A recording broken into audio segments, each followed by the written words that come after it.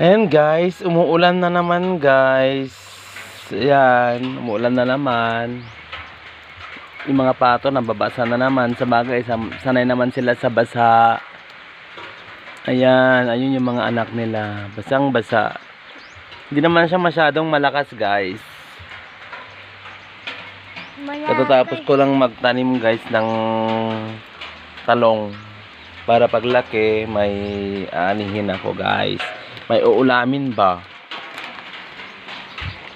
Sama ko naman yung anak ko guys. Nagduduyan na naman kami.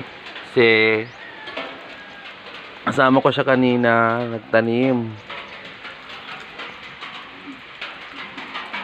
Yan ko tinanim yung mga talong at saka sili guys.